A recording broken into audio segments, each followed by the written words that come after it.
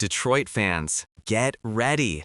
Two new trade targets have just hit the Pistons' radar, and if that wasn't enough, a jaw-dropping update about Malik Beasley is shaking up the entire early season outlook. This could change everything. Welcome back to the channel, everyone. If you're a Pistons fan or just love NBA drama, you're in the right place. Today, we're breaking down the early season storylines that are already reshaping Detroit's direction. From surprising trade targets emerging across the league to a shocking development surrounding Malik Beasley, we've got a loaded episode that you do not want to miss. So grab a seat, hit that like button, and let's dive right in. Let's jump straight into the big headline that has the entire Pistons community buzzing. Behind the scenes, the Detroit front office has been quietly evaluating two major trade candidates. These aren't long-shot scenarios or fantasy trade machine dreams. These are players that the Pistons have already internally discussed and who match the very obvious holes in this roster.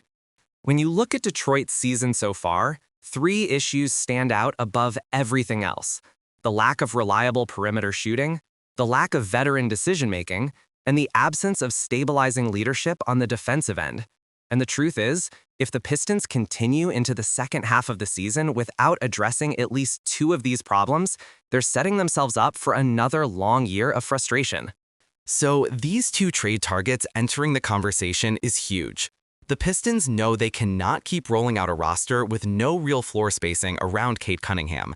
They cannot keep pretending that a team full of young players can magically figure out late-game execution without at least one or two hardened veterans to lead them.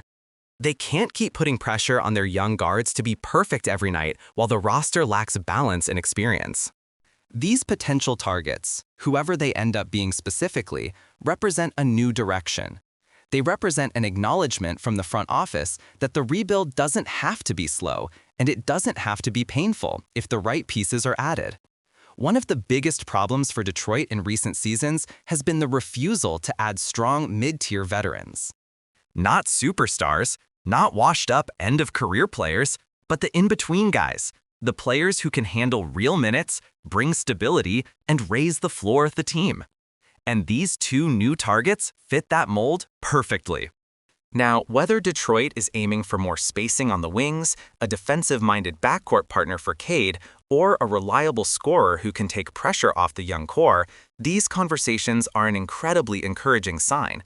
It tells us that the front office sees what we all see, and it tells us they're finally ready to address it.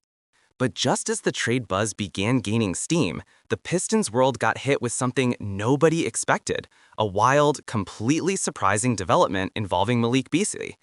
This update has not only thrown fans off, it has made analysts across the league take a step back and reevaluate what Detroit's priorities actually are. Beasley has always been known for one thing above all: his ability to shoot the lights out. And on a team desperate, and I mean desperate, for three-point shooting, any update involving him carries serious weight. This latest twist might end up being one of the storylines that defines how Detroit approaches the next few months. Depending on how things play out, this could accelerate the rebuild, force a roster restructuring, or significantly alter which trade targets the Pistons pursue. It's the kind of update that throws a wrench into everyone's expectations. Suddenly, rotations could shift, minutes could redistribute. The front office might even have to rethink which positions are the priority in trade discussions. And let's be honest, Pistons fans deserve some clarity. There's been so much back and forth, so many confusing decisions, so many abrupt changes in direction that fans feel like they're stuck on a coaster without knowing when the ride ends. Beasley's situation, at its core, reflects a larger question. What exactly is Detroit trying to build this season? Are they trying to win now? Are they still fully developing? Are they trying to do a hybrid of both? This new update forces everyone, front office included, to reevaluate that question. Now let's zoom out and talk about the early season as a whole, because Detroit's start has been, well, complicated. On one hand, there are genuine signs of growth. Cade Cunningham looks more comfortable running the offense. Jalen Duren continues to look like a foundational big man with elite upside. Ausar Thompson is still a defensive menace, even if his offense is a work in progress. And despite the losses, the Pistons are actually competing harder than in previous years. There are games where the energy is there, the defensive effort is real, and you get a small taste of what this young core could look like once it all clicks. It lacks players who have been in these battles long enough to help the younger guys avoid the same mistakes. And that is why these trade targets matter. That is why the Beasley update matters. It's not just about adding talent or losing talent, it's about shaping the culture of the team. It's about determining whether Detroit will keep stumbling through these early season mistakes for the next 2 years, or if they will take control of their direction and begin building a competitive identity. Because let's be real here, Pistons fans have been patient, extremely patient. And patience is a good thing, but patience does not mean ignoring reality. Fans want to see progress. They want to see a plan. They want to see that the front office is learning from mistakes and not doubling down on what isn't working. These next few months will be crucial in determining whether Detroit finally breaks out of this endless rebuild cycle or continues to tread water. So where does Detroit go from here?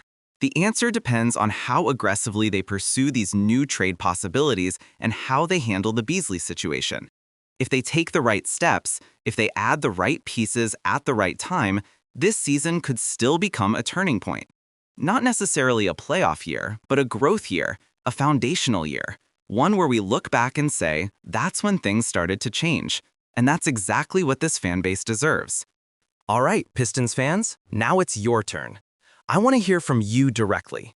What do you think about the new trade targets entering the conversation? Are you excited? Concerned? Do you think Detroit should be aggressive, or should they stay patient and let the young core keep developing? And what's your reaction to the wild Malik Beasley update? Is it a game changer? A bump in the road? Something bigger? Drop your thoughts in the comments. I read every single one, and your opinions are a massive part of these conversations. If you enjoyed this breakdown, do me a huge favor. Hit that like button, subscribe if you're new, and turn on notifications so you never miss a single Pistons update. We're just getting started this season, and the storylines are only going to get crazier from here. Thanks for watching, thanks for supporting the channel, and as always, I'll catch you in the next one.